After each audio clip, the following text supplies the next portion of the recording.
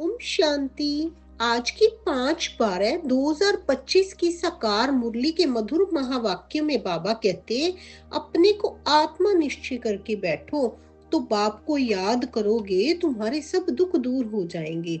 जैसे वो लोग आशीर्वाद करते हैं ना, बाबा भी कहते हैं बच्चों तुम्हारे सब दुख दूर हो जाएंगे, सिर्फ अपने को आत्मा समझ बाप को याद करो।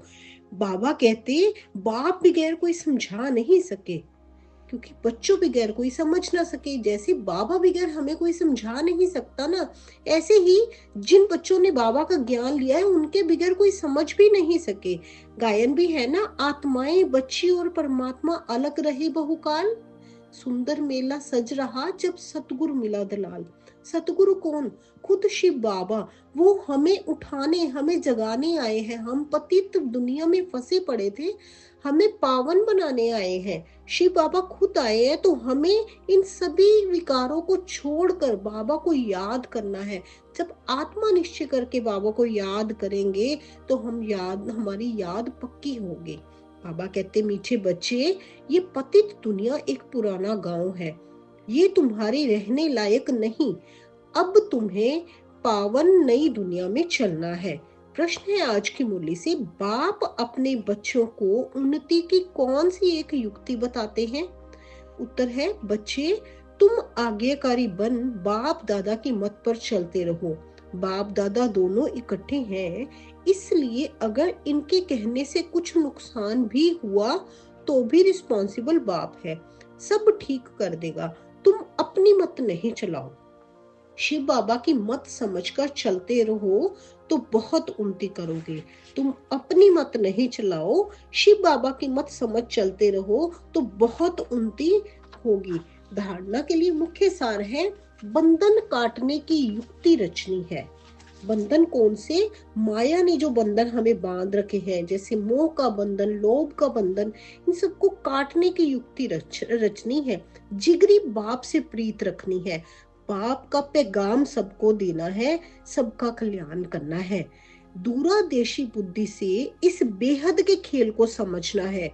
बैगर टू प्रिंस बनने की पढ़ाई पर पूरा ध्यान देना है। याद का सच्चा सच्चा चार्ट रखना है। बाबा कहते, जैसे बच्चे कहते हैं ना कि चार्ट रखने में भूल जाते हैं बाबा, तो बाबा कहते जब तक आप चार्ट नहीं रखोगे, अपनी खुद की चेकिंग नहीं करोगे, तो आपको कैसे पता चलेगा कि आप कौन सा पद लेने वाले हो।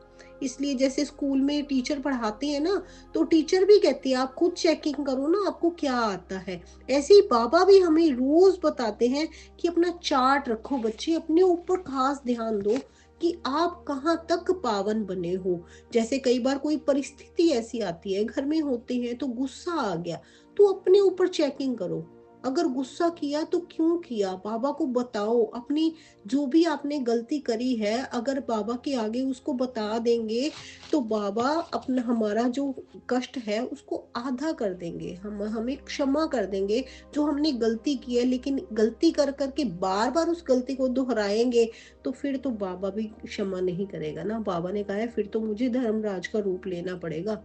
मेरे बच्चे बनकर अगर आप गलत काम करेंगे तो आप तो बाबा का नाम भी बदनाम करने वाले बनेंगे। तो हमने बाबा का नाम बाला करना है, हमने बाबा का नाम बाला करना है, क्योंकि यही एक ऐसा पुरुषार्थ है जिससे हमें 21 जन्म के लिए हेल्थ वेल्थ मिलती है।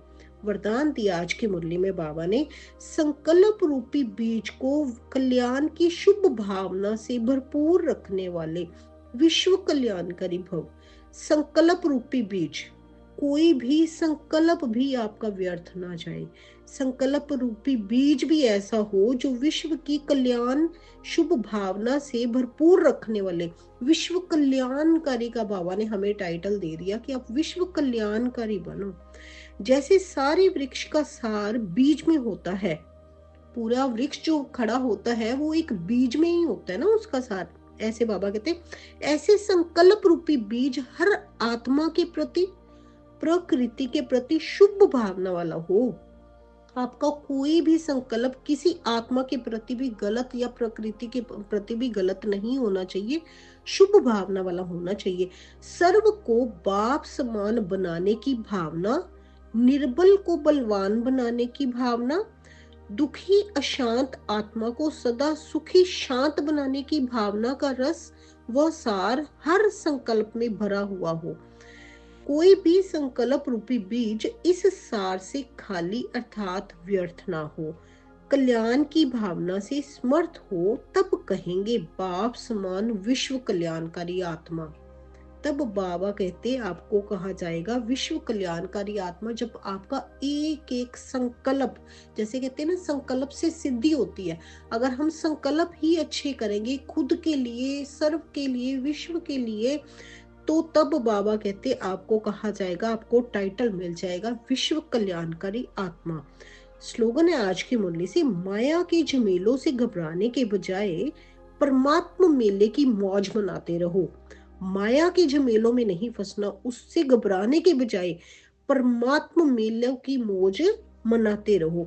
अव्यक्त इशारे आज की मुरली से, अब संपन्न व कर्मातीत बनने की धुन लगाओ।